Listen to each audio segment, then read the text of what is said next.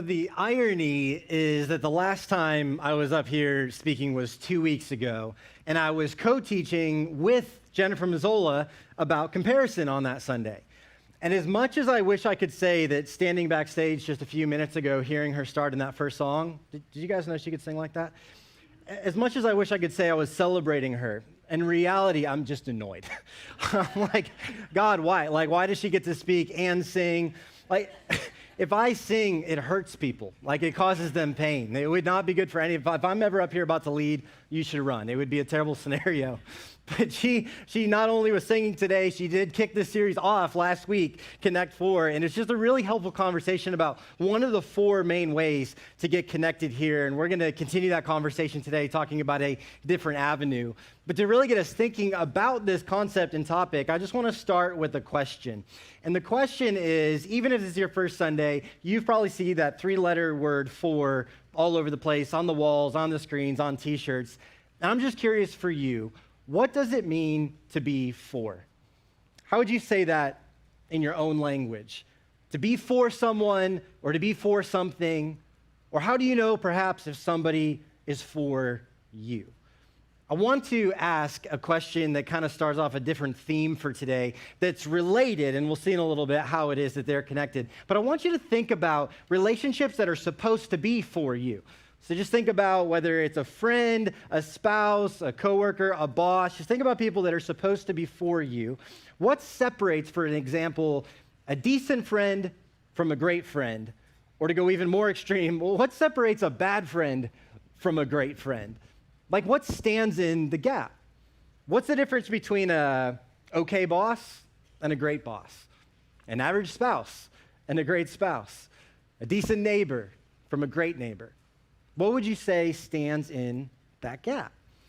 I want to argue today that this word, greatness, is actually deeply connected to the concept of for and what it means to be for.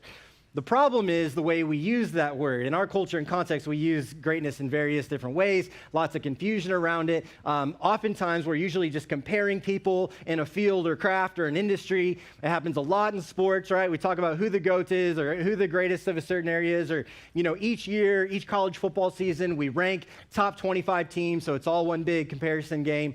And I wasn't even going to go here because it's so early, but Jen, if you were here, kind of took a shot at the Longhorns last week. She kind of rallied all the non-Longhorns in the room.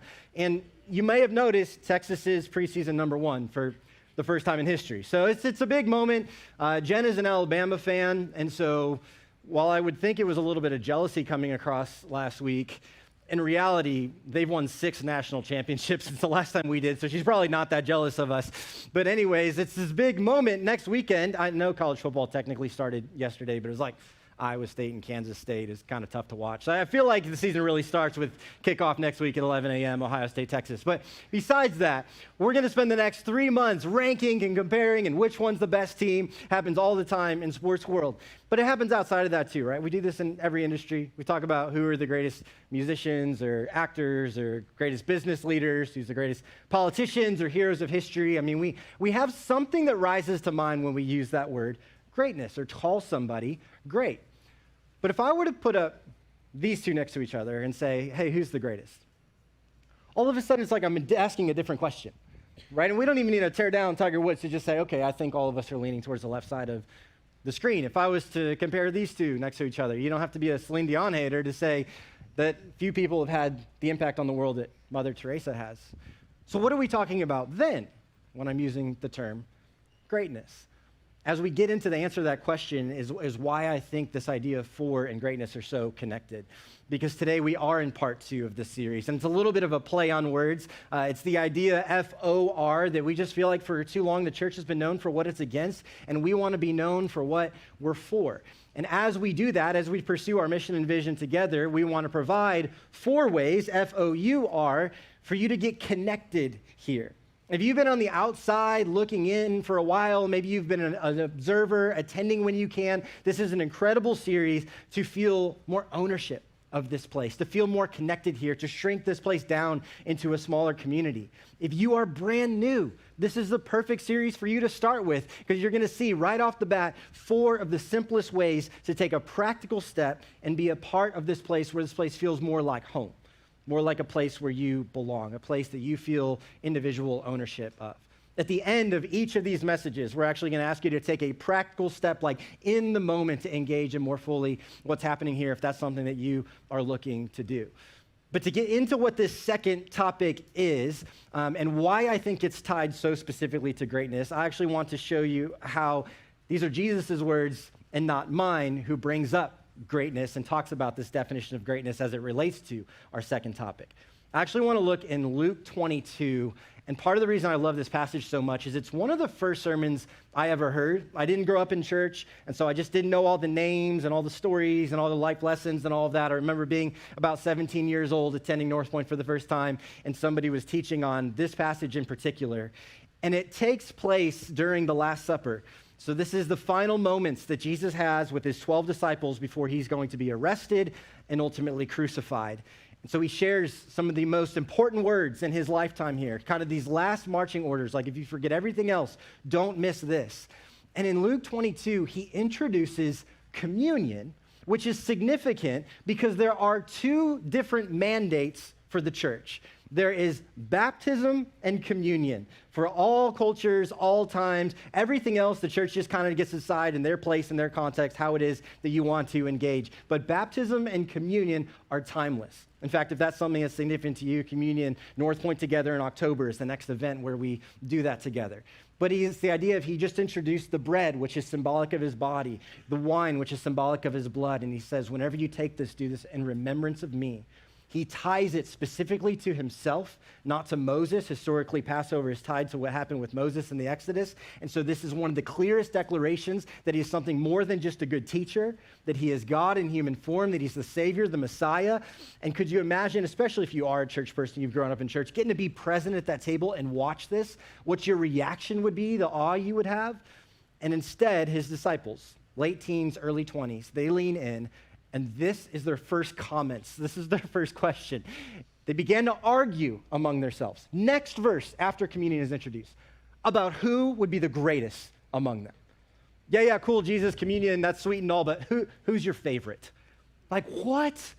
I mean, it paints them as very human, right? Not like these mythological heroes. Very, very human response. But basically, they're realizing how important this Jesus guy is. They're realizing he's not just a teacher or a rabbi. He is something so much more. And so they're like, okay, how can I be tied to you? How can I be the most important in your eyes? What does it look to be the greatest? And rather than rebuke them, rather than being that's such an immature question, rather than being like, was anybody paying attention the last couple of minutes?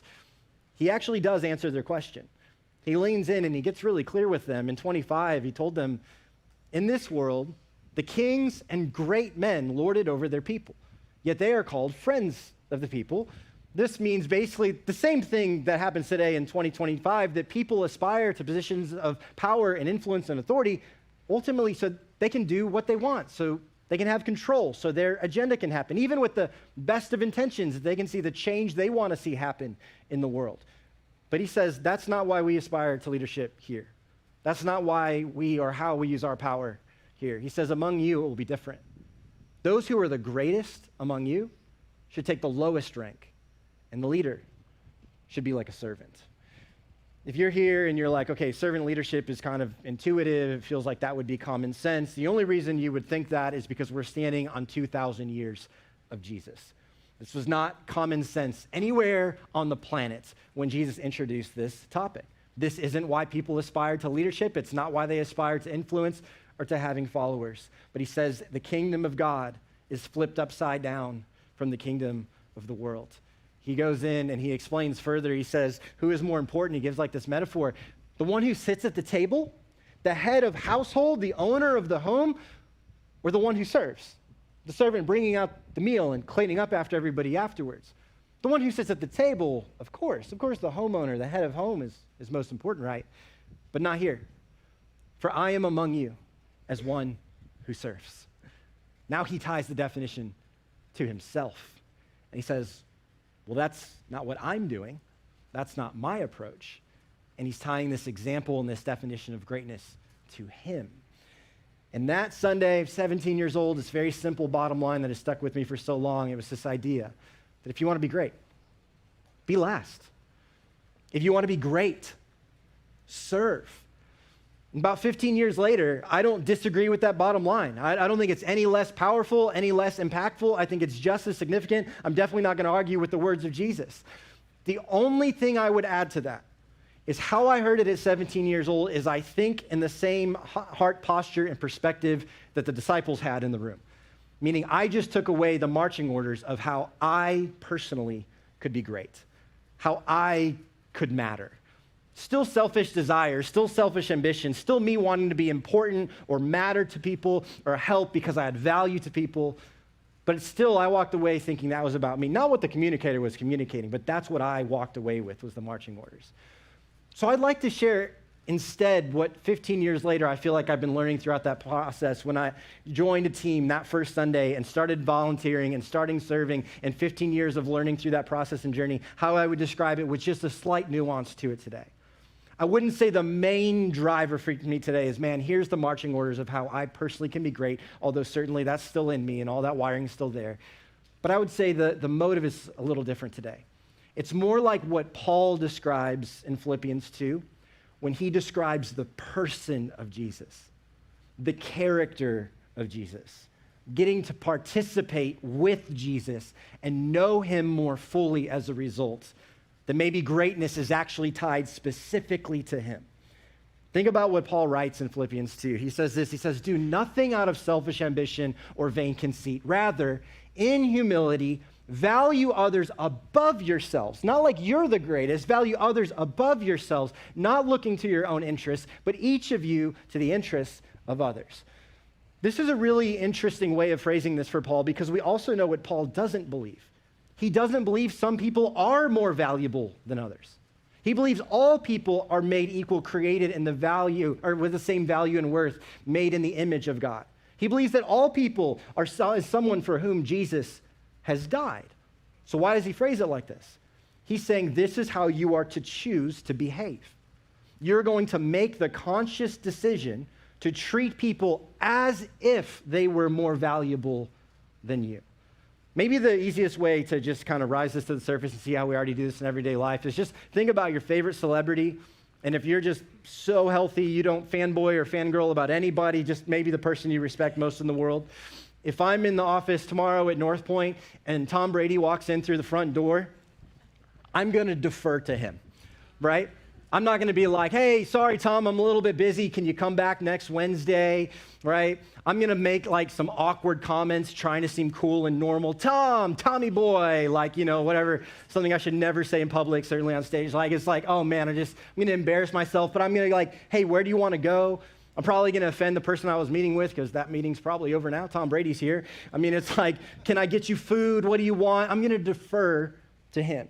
If that analogy doesn't work for you, maybe just if you're here and you're a Swiftie, then like you already just like get this. There was a cultural moment about 10 days ago, right, when Taylor Swift was on a podcast for the first time.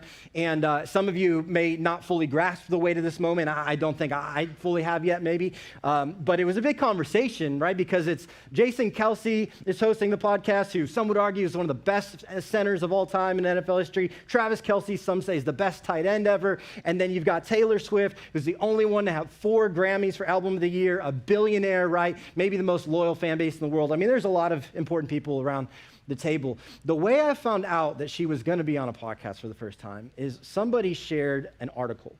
It was a blog of this influencer that was pages long explaining the historic moment this was and the incredible bravery that Taylor had by going on a podcast. Now, I have no hate in my heart for Taylor Swift. Like, I really don't. Incredible respect for the work ethic and the creativity. I mean, it's like unbelievable what she's done and has built. Yet when I read this article, you would have thought homegirl fought in World War I, World War II, invented time travel, and saved us from World War III, IV, and V, right? I mean, it was just like really wild to read. And I was like, okay, is it fair to like, another way to rephrase this is, she's going on her boyfriend's podcast to promote her album? Like, is that like a fair way to say also what's happening? Now, to the Swifties in the room and online that I just offended, first of all, I know I don't totally get it, but also the application for you is really simple.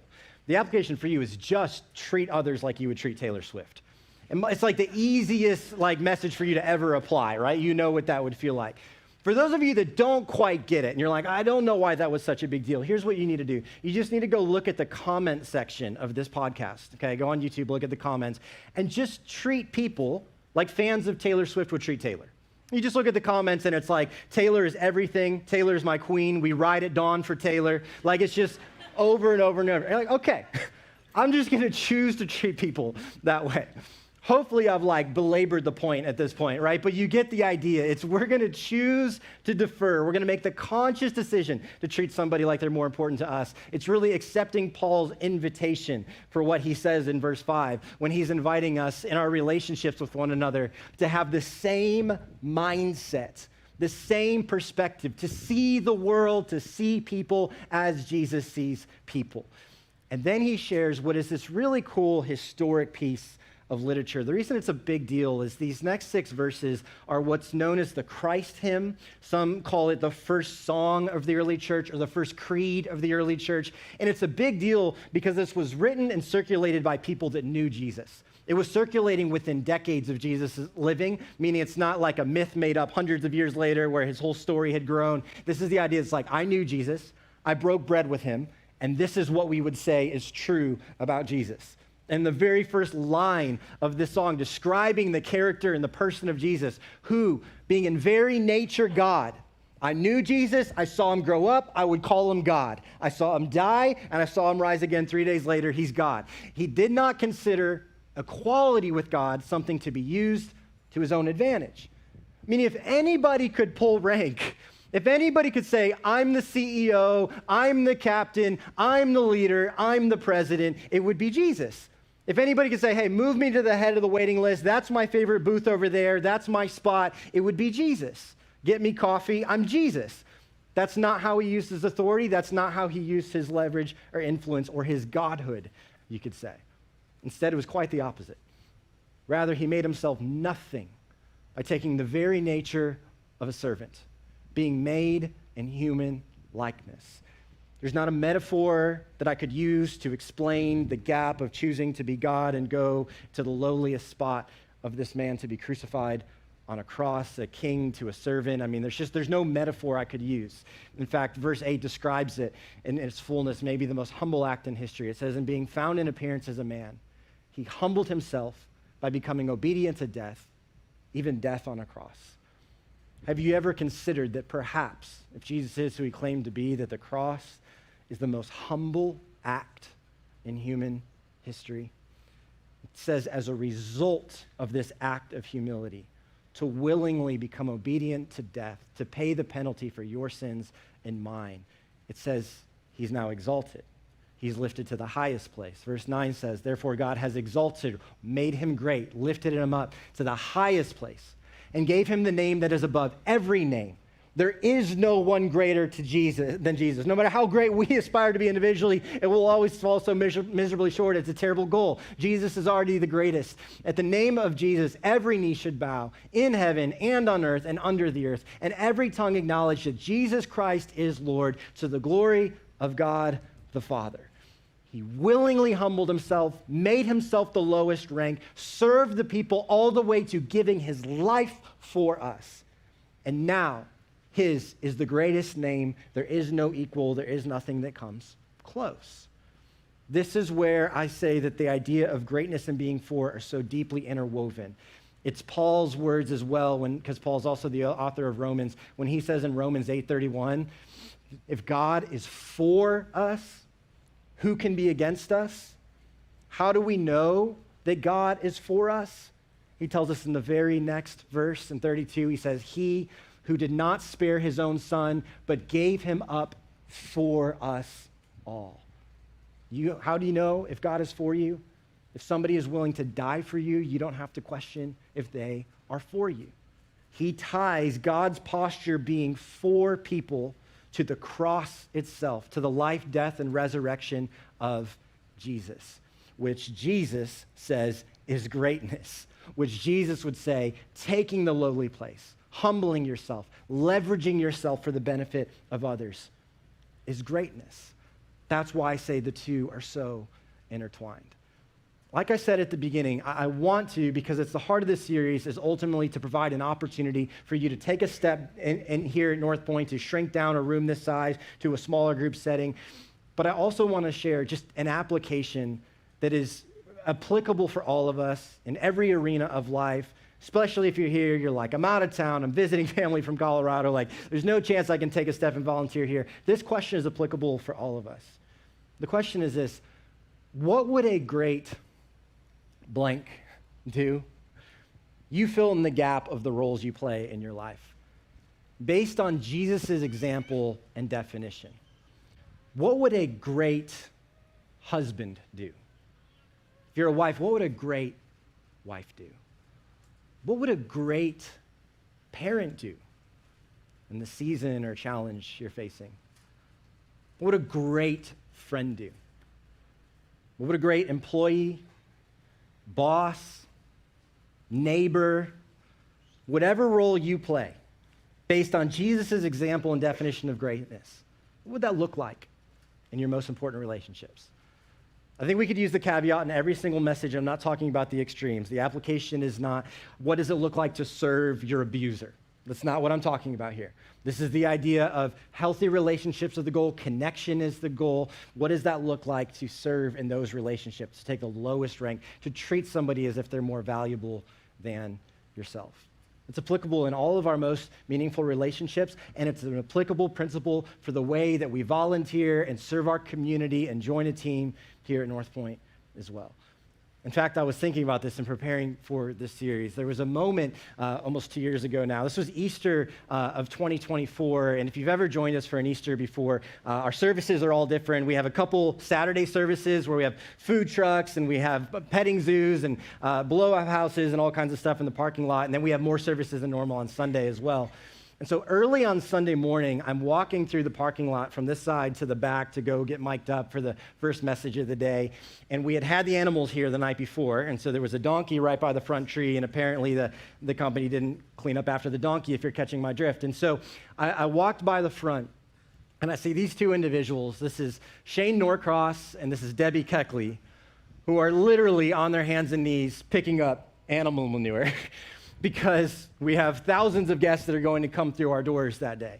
Now, Debbie runs Marketplace, which is the other 6 days of the week here at North Point. Shane's our connection director, had no Sunday morning role at this time. Like, this is not on either of their job descriptions. They just saw this outside, know everybody's about to walk right past this, and they're out there cleaning it up. If you're wondering who took the picture, that was me. So, just an awesome example of servant leadership. Just, hey, can you guys pause? I'm going to get the angle. Great job. So then I walked back here and got the mic on. But in all seriousness, I had the opportunity to preach 5 times that weekend, share about Jesus 5 times that weekend. I really do. I'm not exaggerating. I think them in that photo is more Christ-like than anything I got to do on the stage over the course of that weekend.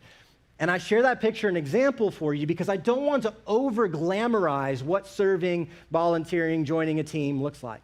Sometimes it is literally like picking up animal poop, sometimes more metaphorically, but it does come at a cost. It is a sacrifice.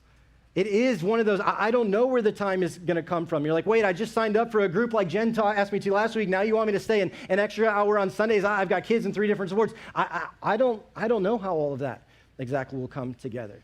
There are times where you are preparing curriculum, you are setting up a room, you are cleaning up something, like solely for the benefit of another, not because it adds value to you and your to-do list is already way too big and too long. There are times where you don't know what to do, you feel not prepared, not equipped, I don't know if I know enough, I'm too new, whatever it might be, I'm already so busy elsewhere, like it absolutely comes at a cost. And I think there are incredible benefits that are irreplaceable that you really can't find elsewhere in the same way.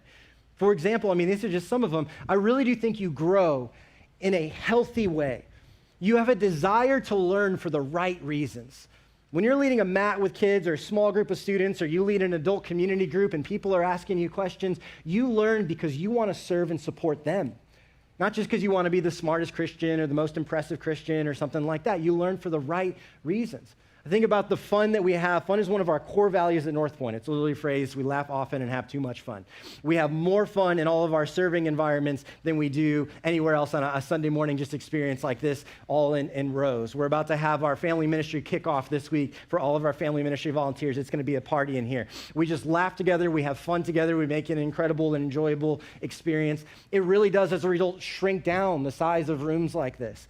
You make authentic friendships with people that, one, you might just not have met otherwise, but you're also struggling together, you're experiencing some of the same stresses together, and you're a part of something bigger together, you're growing together, and that builds some unique bonds and friendships. And as a result, there's a belonging, an ownership you feel. Not just like I go to church, but like this is my church now. You even evaluate in the right ways. You give feedback in the right ways because you care. You care about the excellence of environments and experiences because of your friends you're inviting or the kids that are coming to your group, and you want it to be great for them. You feel belonging and ownership in a different way, and there's this sense of purpose that you got to show up on a bigger story, that you're showing up ultimately on the pages of someone else's story. And I would say even with all of those, what I'm trying to communicate today is I don't know that any of those are even the greatest benefit. I think those are like all bonuses. I really think the longer I serve and volunteer, the greatest benefit is ultimately that the longer you serve, the more you come to know the heart of Jesus. That you're not serving or volunteering for him or to impress him or to be a good Christian. You're doing it with him. And as a result, when you get uncomfortable and you prioritize somebody else's experience over your own, you have a lens through which you're seeing the world and through which you're viewing people that you just can't replicate by reading books about him or listening to podcasts about him. I'm not saying those things are bad, they're wonderful and they have their place. But when you decide to serve, to put yourself in the last position, in the lowly spot for the benefit of another, that struggle, that discomfort, that sacrifice, you're seeing more and more how it is that Jesus saw the world, and you're aligning more and more with his heart as you serve with him and alongside him. This moment that we're standing in, of course, is a significant moment in the story of our church. We're not the only church. I'm not saying we're the best church, but our part of the story that we're in is we are in the cusp of moving to our future home in less than a year from now. And if the statistics are right, we have to get ready for that moment today, right now. And I mean that in every level. I mean our hearts have to get ready. I mean our character has to grow. Our leadership has to grow to be ready for a different size and scale. But I also mean that in a literal being able to have people in positions to love people well that come in our doors. As we serve the community that is walking in through our doors, we have to be in a place where we're ready to love them, to meet them right where they're at, to create a space where you can belong before you believe, help people take a next step, find growth, purpose, and belonging. And it might look like anything on this collage or maybe something that's not even on here. But when you think about all of the different ways that this happens, I mean, for you, it might be guest services. Because did you know that somebody makes a decision within about the first 10 to 15 minutes of parking their car, whether they're going to come back next week? Before they've heard any sermon, they've already made that decision about, is this my place? Are these my people? Am I valued here? And when you're on guest services, you are the faces that form that experience and that relationship. You're the first smile they see, the first hand they shake, the first person they ask a question about, do people care that I'm here? Notice that I'm here? Have they prepared for me?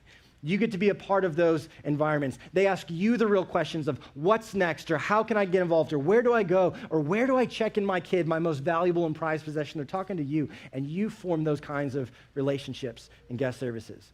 I think about production that we have on there. Not only are we going to go from about 1.5 auditoriums here to about 4 or 5 in the new space based on how you count, but these are teams that have incredible camaraderie because there's so much creativity, there's so much fun, they're always learning new tools and technologies. You see how to work NASA back there. But our production teams are also putting the inspire people to follow Jesus because they're creating moments that transcend. They're creating space for people to sit, to be, to engage both sides of your brain and consider, is there a God who is for me and not against me? For you, it may be some outside of Sunday roles. It might be admin and logistics throughout the week or event planning here for all the different events that we have going on. For some of you, it's going to be with the next generation. If the statistics are true, 90% of people place their trust in Jesus between the ages of 0 and 18. which means if we are going to make Jesus relevant for everyone in Greater Austin, we have to win with the next generation.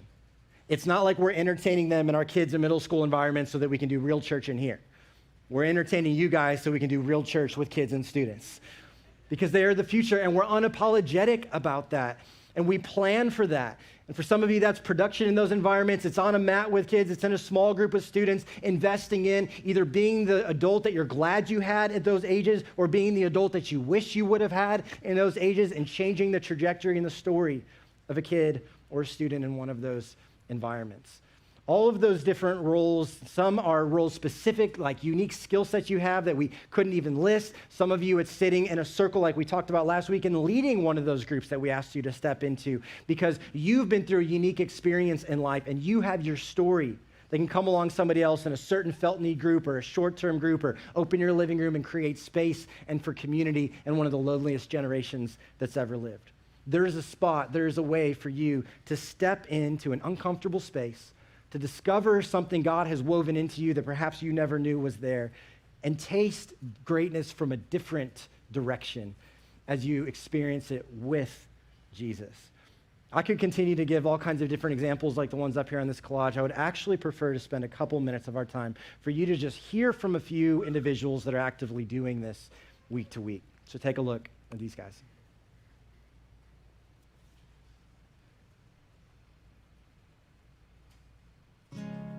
My name is Robbie Gordon. I've been serving in the kids ministry check-in here at North Point for about 6 months or so now. Hi, my name is John Sandoval. I volunteer for guest services, and I've been doing this for, about 9 years now, almost. Hey, my name is Ian West. I volunteer with the production crew, and I've been doing that for about 2 years now. When we started, we were in a spot where we were just trying to figure things out, and we took some time to get involved in serving. And then there's actually a sermon that they gave earlier this year that talked about where you can make an impact. After attending and completing Starting Point, I asked myself what was next, and so the logical answer was to volunteer. We started coming just after COVID, so it was just, everybody spread out all over the country. Friend groups changed, churches changed. Honestly, I was nervous to join because I didn't know a whole lot of people here. When I first started volunteering, I just really longed for community. So I decided to join guest services in order to stay connected and involved with the church and continue to meet new people. Being a part of that group, it's a family. Everything that we do together as a family, we pray for each other, we share moments. It's a group that I feel that I can trust. It becomes a highlight of the week when you think about it, because I know that I'm going to see my friends every Sunday, and we're going to get some time to hang out and have fun together while we're also impacting other people's lives as well. It's a lot like investing in a lot of respects. You see compounding results over time. So every week when a new family comes in, we are, front lines, we're interacting with them, we're creating moments for them that we never get another first impression again. And I get as much as I give in those moments. I get to be involved in something that's broader than just me. Being on the production team, it's helped in my faith journey in just establishing the principle of community. The church is not just a building, it's the people you surround yourself with. I think with anything, it's you get out of it what you put into it. Our guests come into the parking lot, they see somebody waving them to a parking spot, they either ride the golf cart or walk up to the red tent. We greet them, offer them coffee, and then our ushers seat them. So all those are very impressionable moments. I want them to feel as welcome as I felt the first time I attended North Point. And at the end of the day, I think that's all what we want. We just want to be seen and heard and felt a part of something bigger than ourselves. And I think that's why volunteering to me is just such an amazing opportunity. Here's what I would encourage you. God's put something in you that only you can do. He's uniquely gifted you in ways that I'm not, and vice versa. And so when you step into that and you see the impact of how God's uniquely made you to impact someone else's life, man, there really are few things that are better than that. So my encouragement will be to try something. See what it does for you, because my hunch is that it's going to change you.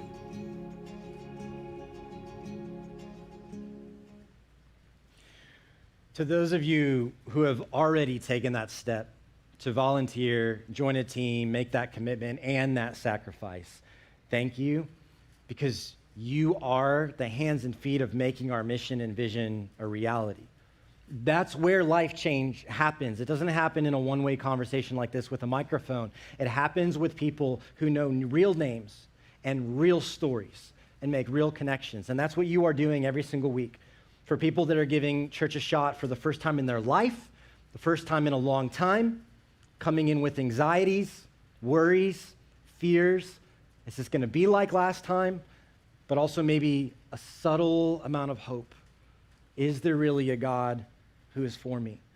And you're getting to shape those experiences week in and week out. So thank you. For those of you that maybe you've been around, maybe you've been observing, maybe you've been in a busy season, this is the moment to perhaps take a step and at least learn about what those opportunities might look like, express interest in one of those areas. If you're brand new, maybe just take the jump and join in and get to know us a little bit quicker. How I'd like to end our time is how we're just going to end each part of this series is I'd like to ask all of you to get your phones out, and actually really do mean all of you. So that includes if you're already serving, if you're already on a team, if you're visiting from Florida and you have no intention of joining a team, you just want me to be done, you as well. It makes it more comfortable for everybody else around you to get their phones out. And there's a section on this form for each of those. You can tell us you're already serving, you can tell us that you're not interested in this time, and there's still stuff for you there as well. So if you scan this QR code, and I'm going to do it right along with you because I asked everyone, would we do this together? What that's going to do is it's going to take you to our Connect form, interest form for serving. This is just an interest form, okay? And so this does not automatically sign you up for anything, but the QR code on the front of your seats is the same as on these screens.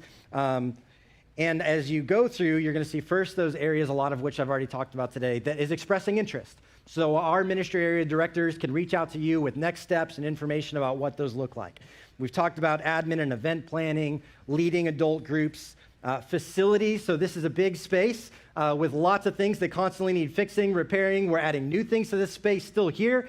And then we're preparing to move to the bigger one. So if this is you at all, if you've got skills when it comes to facilities, a handyman type, that is so helpful to us in this season. Guest services, we've discussed creating that first-time experience, photography and production, and then we've got all of our family ministry environments with their names as well as the age grouping that is from Wamba through Inside Out as well. There's an opportunity to say you're already on a team, that you're not interested, or if you're not sure, you just think you have a specific skill set that we haven't listed yet. Hey, I've got a marketing background. I think that might be helpful. Whatever your unique skill set, connect with us, and we can find the right ministry area for you as well.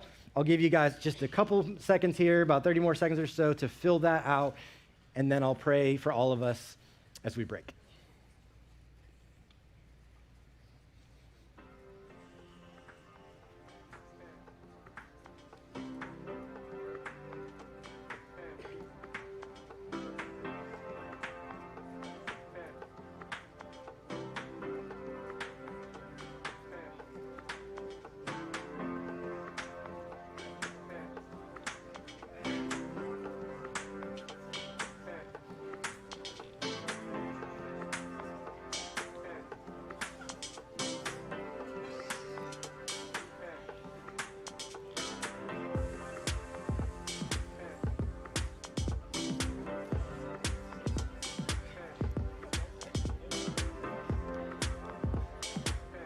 If you're still filling out that form, you can, of course, take your time. For everybody else, would you pray with me as we wrap part 2 here today? Father, we just ask, with all the logistics and the details of this, we just ask, don't let this get out of order in our head and our heart.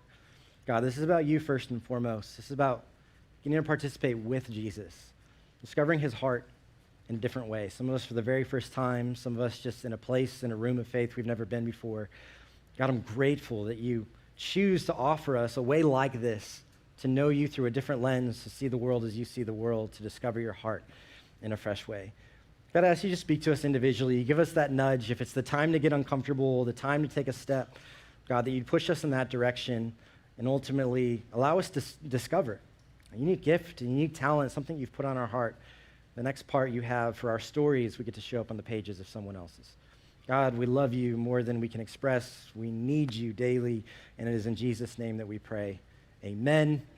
Thank you guys for joining or tuning in. We'll see you next week for part 3.